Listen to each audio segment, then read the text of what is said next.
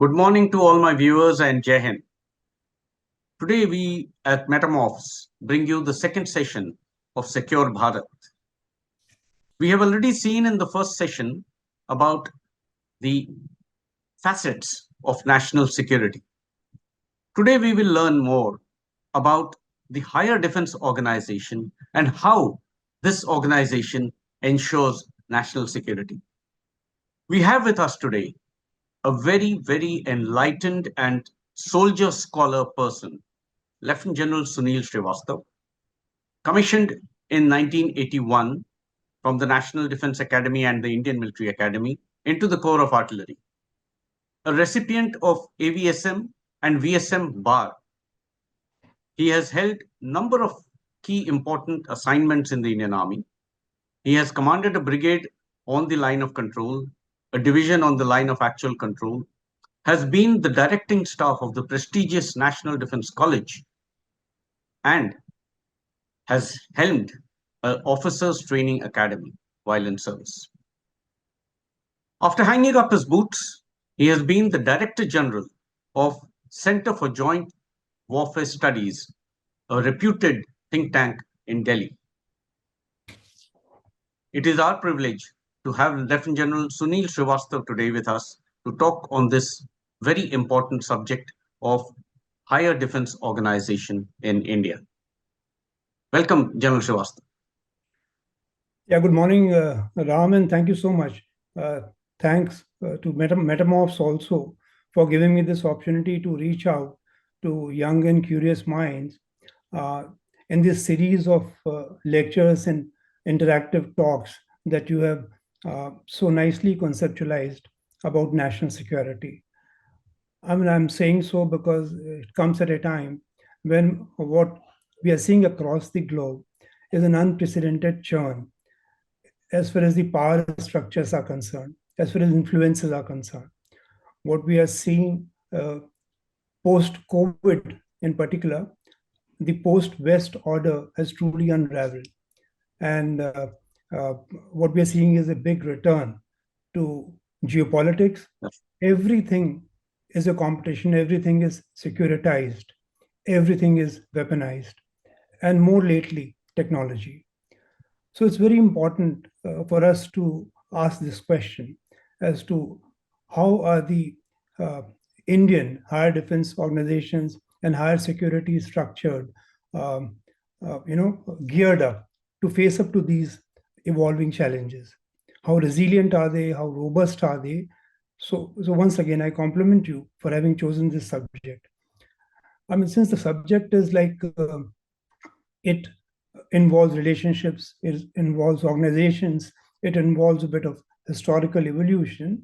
For the ease of understanding, in response to the questions that you had shared with me, I put together a few slides to make it easier for our viewers, maybe who are seeing this for the first time, to comprehend the national security architecture. All right. And I must say at the outset that everything that I'm going to be talking about or showing on the view files is from open source. So let me just share these slides with you.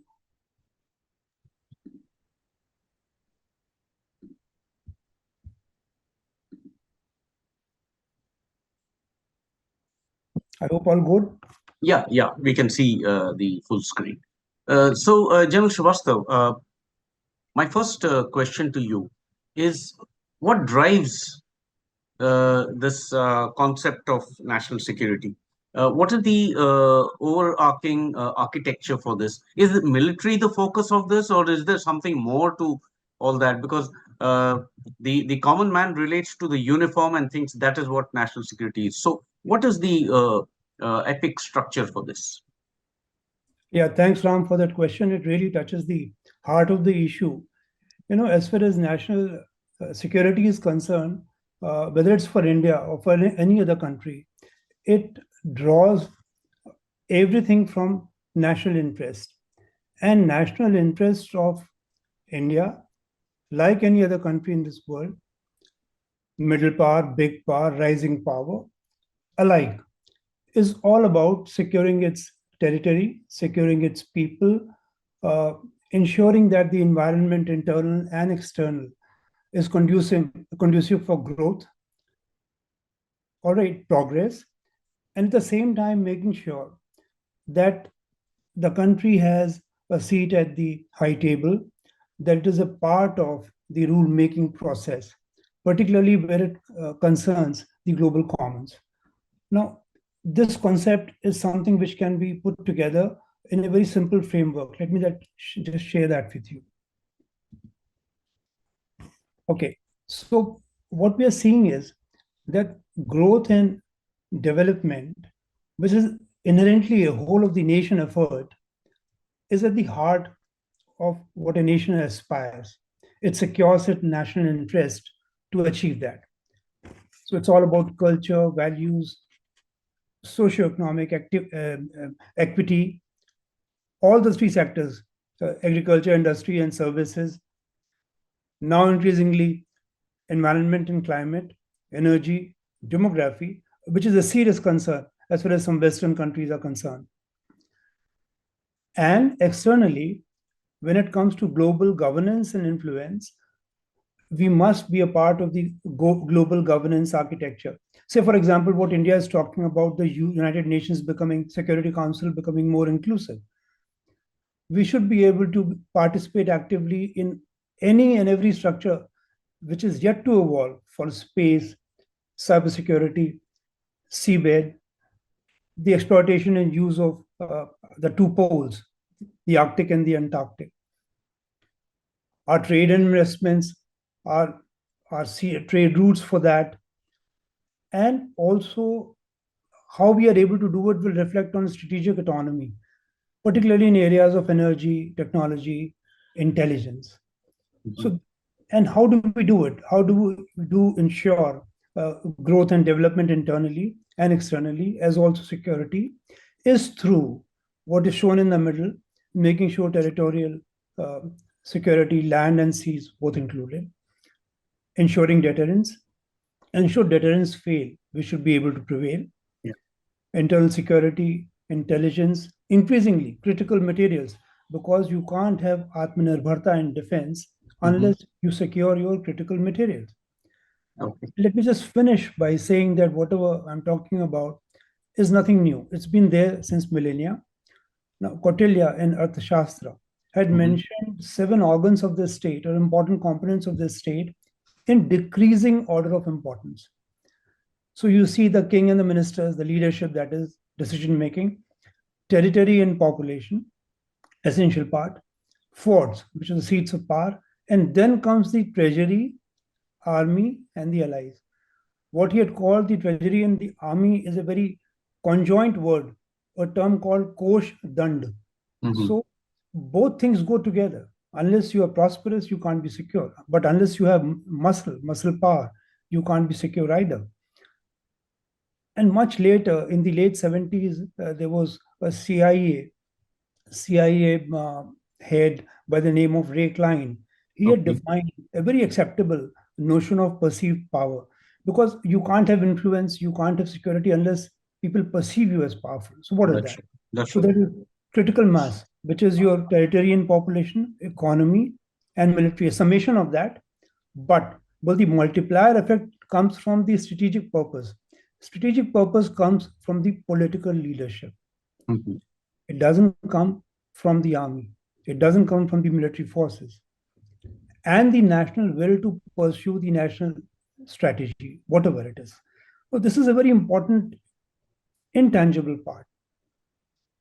Let me just take you further to explain this thing, that it is not just military power. It's a combination of hard and soft power, smart power. Joseph Nye had articulated that.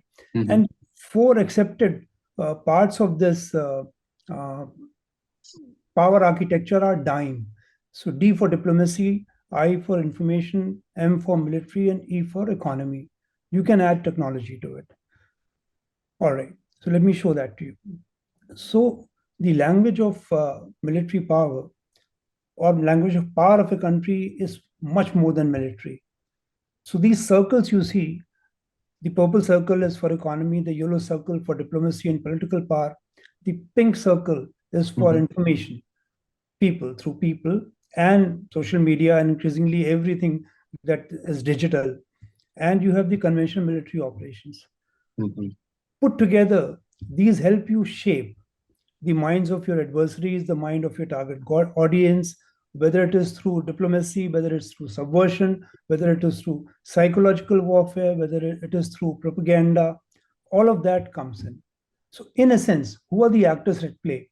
So, if we see the Clausewitzian way of looking at it, there are three central principal actors: the people, who are generally irrational. So, that is where the emotions and other violence comes in.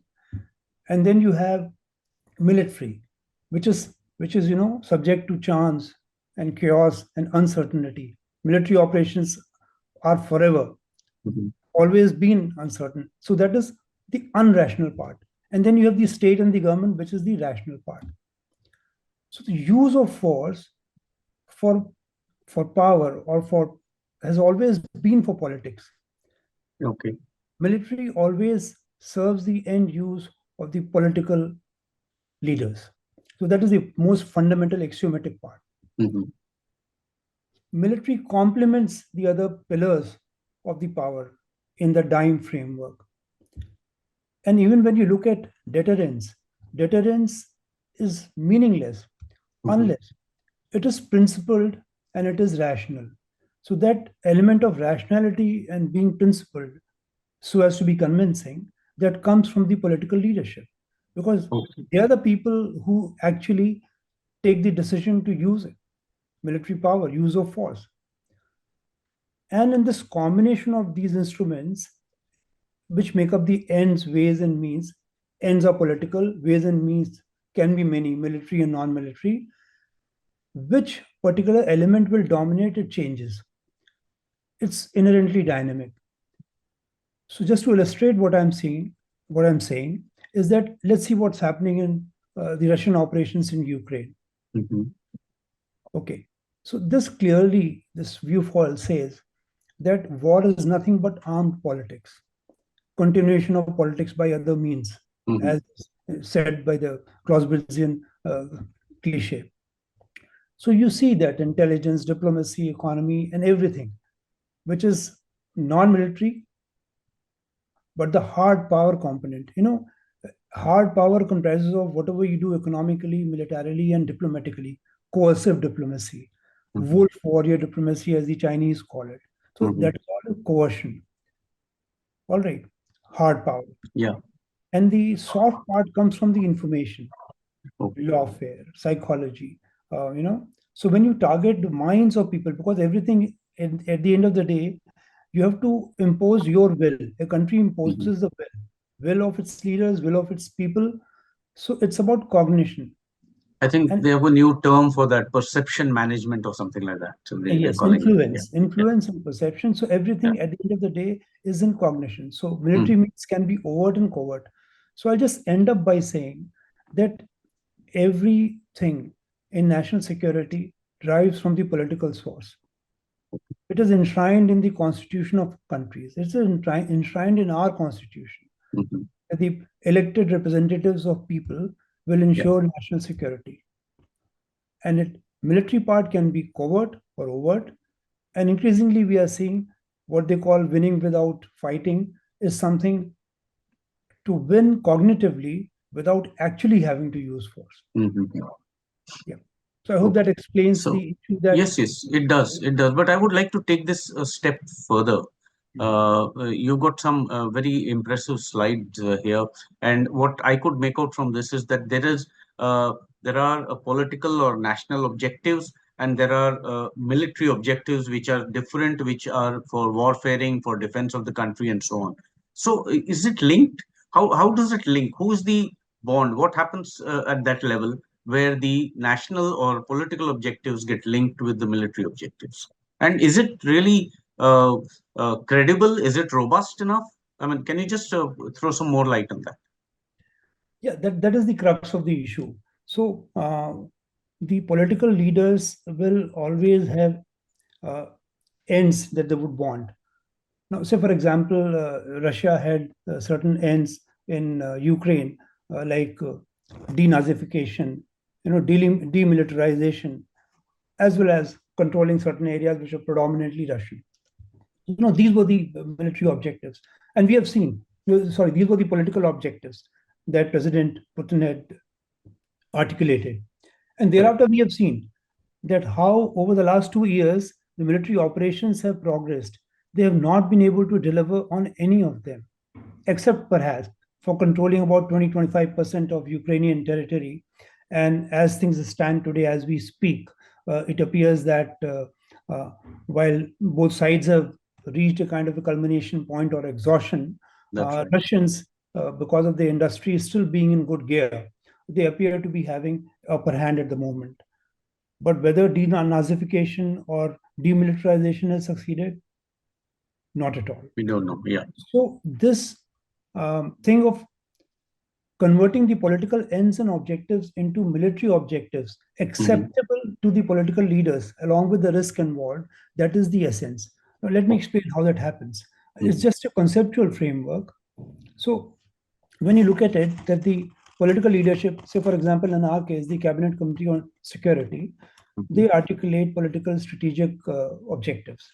Now, these are analyzed by the military leadership, the Ministry of Defense, and all its elements. They consider, along with the political leadership, the strategic external environment. They consider then what should be the military ways of doing it.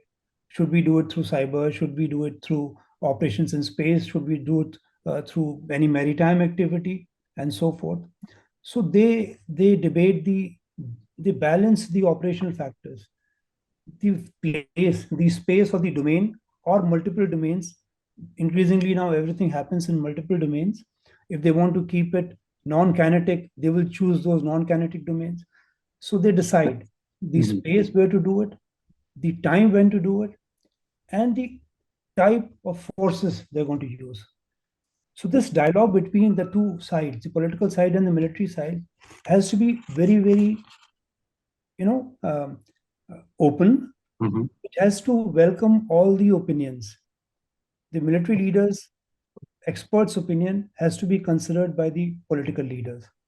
And that is the strength of converting the political ends into military objectives.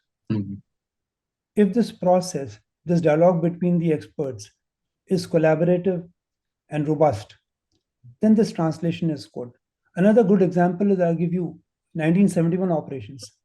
Prime Minister Indira Gandhi, she told Field Marshal Manekshaw that we just want that part of the territory where possibly the Awami League can set up its governance. Please ensure that we don't lose any significant part of territory on the Western Front. Please ensure that our northern borders remain well defended. Just give broad objectives. And then what happened in those 16 days in a lightning manner was a marvel of military leadership and, of course, bravery of our soldiers. Then again in Kargil, it was very clearly articulated by the political leadership that crossing the line of control is not acceptable. Enlarging the conflict horizontally, that is across other parts of the borders, is not acceptable. So within those constraints, the military found solutions and they were able to emerge winners there. So this is how a good synergy between, same thing happened in when the Doklam standoff happened, good synergy. When the ongoing Eastern Ladakh standoff, good synergy, understanding of military and political objectives. Correct. Okay, and how actually institutionally it happens is that the national vision, aims, and interest, and the national security policy, in the center, the first three rectangles, they are all political prerogative. And then there is a discussion between the means, that is the Dime T framework, and the strategic concepts, how to use it. Should you be proactive? Should you be reactive? Should you be defensive? Should you be gray? Should you be coercive? Now, those are the kind of ways. And then the risk acceptance by the political leaders, and then you come to the military part. So there are three clear verticals where this dialogue happens. So one is the grand strategic political sphere. The second is military strategic, where the political and the military leaders interact together. And the third level is entirely military at the operations level. There, the political oversight is always there. So these are the three fundamental layers in which India or any other country, they at all levels examine whether the political objectives are being met. Uh, I see a whole lot of work getting put into doing all this, what you just mentioned, developing national policies, security policies, and advising the government and, uh, advising the military, laying down objectives and so on. Uh, who is actually sitting and doing it? What are the structures at that level which actually sit and do it? Are the military generals sitting and doing it? Or is there, like you mentioned something about the Cabinet Committee on Security and some other organizations which aid that committee to make these decisions? Can you explain that also? Yeah, sure, Ram. That's a good question. Now we come down to the actual structure in which we do it. So, Hmm. as I said a while earlier, is that for parliamentary democracies like India, we have a constitutional way of president being the supreme commander of the armed forces, but his authority being exercised through the prime Hmm. minister and his cabinet. Hmm. So now let me just show you a three-tiered kind of a framework in which the Cabinet Committee on Security, explicitly charged with this, uh, Okay. does this, undertakes this Yeah. responsibility, right? So, so what I'm showing here on the view foil um, is at the top is the Cabinet Committee on Security. Hmm. The Prime Minister is the chair, and then you have the four ministers: defense, foreign, home, and finance. Most Okay. countries have a similar architecture. Hmm. Now, this cabinet, there are many other cabinets on security. Perhaps we'll have time to talk about it a little later. Yeah. But it is served by two verticals. One is an advisory vertical mostly, which is the National Security Council. Hmm. It came up in 1999. And the other vertical is the advisory and executive arm, Okay.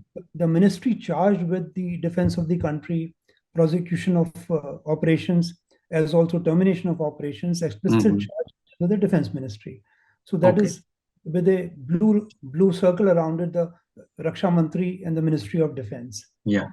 So one, this is the advisory and executive arm, and the National Security Council is an advisory arm.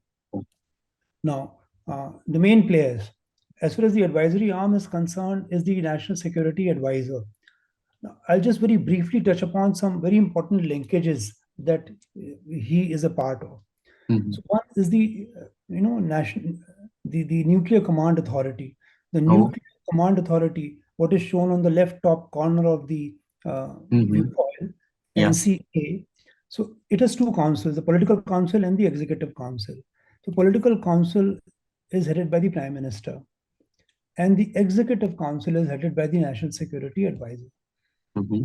For nuclear security issues, directions to the Strategic Forces Command, which comprises of all the three services, is through the Political Council and the Executive Council. Executive Council, NSA plays an important part. NSA is part of the Prime Minister's office, and he is a pivotal part. He's a member secretary of the National Security Council. National Security Council is again Prime Minister and the same four ministers. But this complete National Security Council architecture, which also comprises of the Strategic uh, Policy Group and the National Security Advisory Board, the pivotal actor here is the National Security Advisor. And this is the same in many Western democracies. Hmm. Yeah, whether it's United States, they started out way back in 1947, but they have been improving and evolving, and they Okay. have not been perfect. We have seen that as to how President Trump in Hmm. 2021, 6, 7 January, when the Capitol Hill crisis Hmm. happened, Hmm. how there was an absolute chasm between him, the outgoing president, and the security advisors, which had developed over the last 1 year and more. So no system is perfect, no matter how old. Hmm. And So, then now yeah. coming on to the executive arm, uh, Hmm. Raksha Mantri and the Ministry of Defense, there are two principal players here. There are five departments, but two principal players. One is the Department of Defense, the blue dotted circle in the center, which is headed by the Hmm. Defense Secretary. So Okay. he as per allocation of business rules, he is the administrator. He ensures that the responsibility of the minister is discharged for defense of India. And in 2020, newly created department, a part of the ministry is the Department of Military Affairs, which has Army, Navy, Air Force, headed by the Chief of Defense Staff. So this second tier has got enabled and strengthened by creation of the DMA. And it is this which is just about 4 years back. And the third level is of the uniformed forces primarily, but they do have bureaucratic advisors in between, and that's the uh, Chairman Chief of Staff Committee, which is the CDS, and the Chiefs of Staff are the three services: Army, Navy, Air Force. Mhm. For their secretarial work, the Department of Military Affairs has got joint secretaries, which are three of them uniformed and two of them civil. Once again, first time in India, a bureaucrat and the military uniformed people holding Coming similar together. appointments. And then you have the Integrated Defense Staff at Quarter IDS, Mm. where the Chief of Integrated Defense Staff to uh, Chief of Staff Committee, CISC. It's a Okay. very long acronym. He is advised by 5 lieutenant generals, Mhm. operations, intelligence, planning and force development, um, doctrines and training, and Mhm. medical. Okay. So this That's quite a vast architecture that you have given out. there are three new entities came up. Mhm. Uh, since we may not have maybe time later to talk about them, but they Okay. are the ones who are controlled by the um, Chief of Staff's Committee and Mhm. now headed by the CDS. That is Huh? the Andaman Nicobar Command, the Okay. Strategic Forces Command, the Defense Intelligence Agency, Mhm. okay, and Defense Cyber Agency, as also the Defense Space Agency. Okay. Right. Okay. So these are new elements which have come up, and these are uh, administered and operationally controlled Yeah. by the permanent chairman, now the CDS. CDS. Okay. And So I yeah. forgot to mention, Ram, the Defense Planning Committee, something that I have put in an orange box. Yeah. Again, this is headed by the National Security Advisor. Mm-hmm. Perhaps we'll have time to talk about it later. Uh, Okay.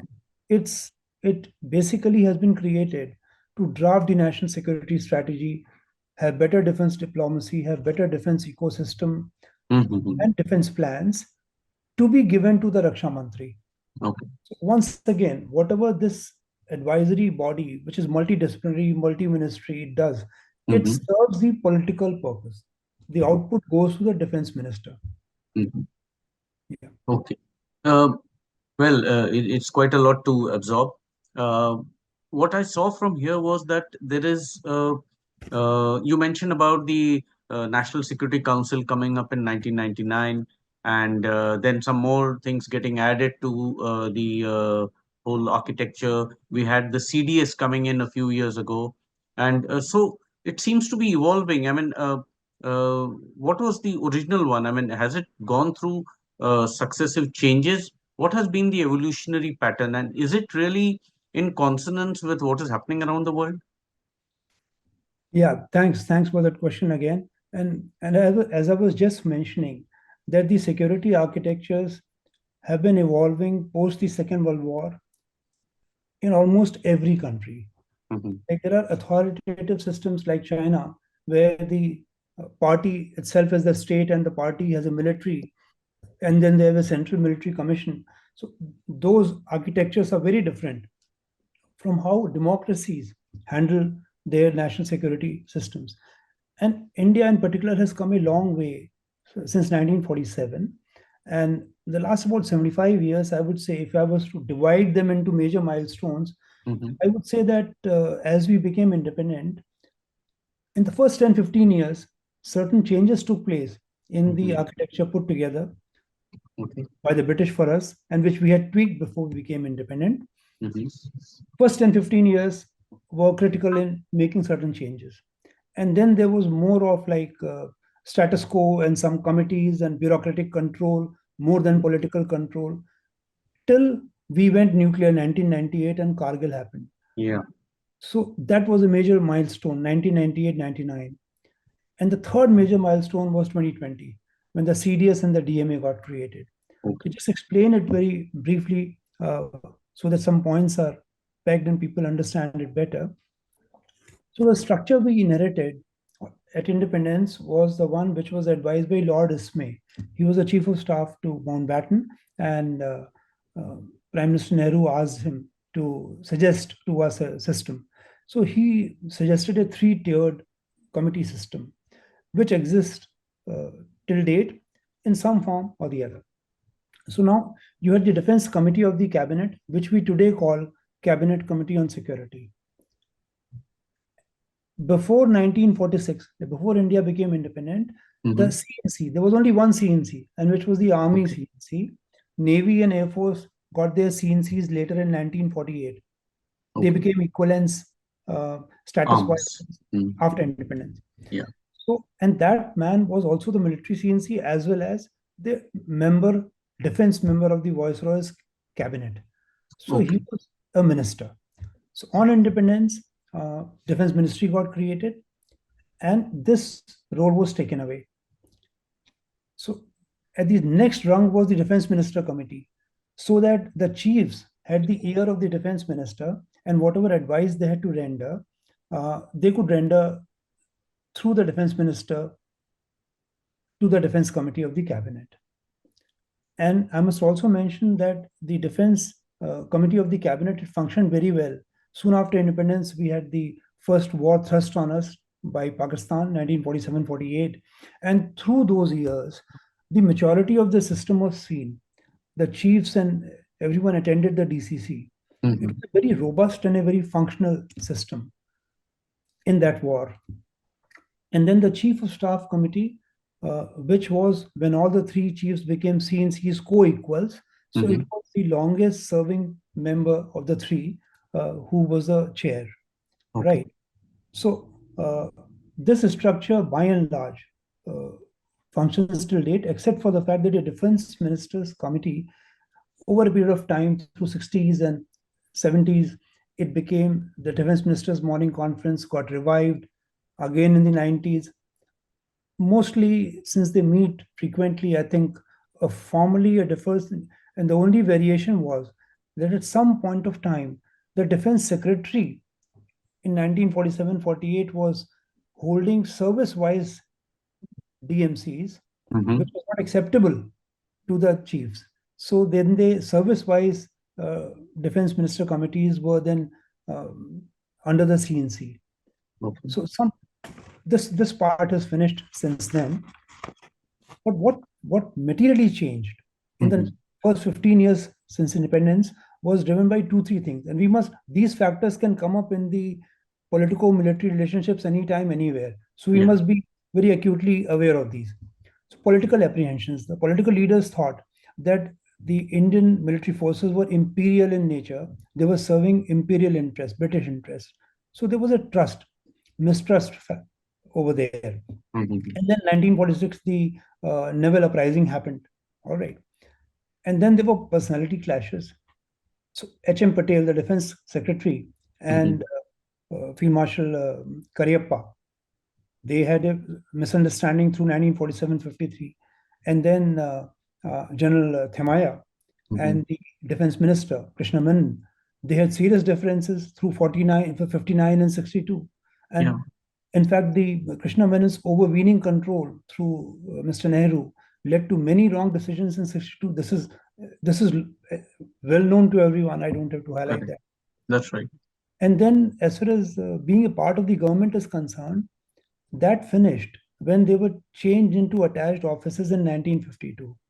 This was later formally called allocation of business rules and allocation of transaction rules of 1961. But now the three services and the chiefs, they were placed outside the ministry. So they could only make recommendations. They could not make policy. The third thing was that there was a military wing headed by a brigadier level officer in rotation from three services. which was a part of the cabinet secretariat. Okay. And this military wings serviced, provided secretarial support to all the committees. The committee of the cabinet, defense committee of the cabinet was of course the cabinet secretariat, but the defense minister committee and the chiefs of staff committee were provided secretarial support by the military wing. Oh. That was taken out from there and sent to Ministry of Defense in 1991, later subsumed in headquarter ideas. Also, the Joint Intelligence Committee, which was earlier a part of the essential element servicing the Chief of Staff Committee, advising the Chief of Staff Committee, looking at both internal and external intelligence, was taken away from there and was placed under the Cabinet Secretariat in 1965. Okay. A major change. Post 1962, what happened was, having learned the lesson that unjustified or I would say uninformed control on military affairs could lead to disasters. So thereafter, service autonomy in conduct and planning of operations was restored. And we saw that in 1965. Successful operations. Lal Bahadur Shastri, the Prime Minister, very emergency cabinet, the committee of the cabinet as it was called then, it was leveraged absolutely appropriately. And then we came to 1971, where I just mentioned Field Marshal Manekshaw and Prime Minister Gandhi. Between them and the Chief of Staff Committee, we have heard only things praising the synergy between the political leaders and the Field Marshal. The timing of the operation was changed. The manner in which the operations were carried out were left to the military. The synergy between the three services, of course, can't be called absolutely optimal, but that absolutely everything happened with everybody, all the three services being on board, right? And then the decade of the 80s, this autonomy was carried a little further, and then we had certain operations which were not very ideal from point of view of either political military interaction. Say, for example, Operation Blue Star. Then you had the Indian peacekeeping operation in Sri Lanka, 1987-90. A lot of disjunct was there between the External Affairs Ministry, intelligence, and the armed forces. Correct. And then we also had Operation Brass Tacks at that point of time. Yeah. So the famous exercise. So people learned lessons from there, and suggestions were made. There were a very strong committee by Minister of State for Defense, Mr. Arun Singh Committee of 1990, which recommended. The recommendations were not made public, but he had made some very foundational changes he had recommended. And finally, those recommendations and more were actioned upon after India went nuclear and Kargil war happened. So the Kargil Review Committee and the group of ministers, so talking about internal security, border management, intelligence, all right, and defense reforms, 4 ministers, they put together, they recommended changes. What I've listed here, that the National Security Council got created not as part of the KRC recommendations, but before that in 1999, just before Kargil. Then as part of the Kargil Review Committee and group of ministers' recommendations, the Strategic Forces Command, Andaman Nicobar Command, Headquarter IDS, Defense Intelligence Agency got formed. These were major reforms. But the most path-breaking reform in our journey has been the creation of Chief of Defense Staff and the Department of Military Affairs. So, this is the journey in brief. So that's quite a history which you have really. That was a very interesting and insightful discussion with General Srivastava on the evolution of higher defense organization in India. In the part 2 of this episode, we shall again join General Srivastava in understanding what is the current status of higher defense organization in India and what is its structure. Look out for this coming soon, part 2, episode 2, Secure Bharat, brought to you by Metamorphes Foundation. Jai Hind.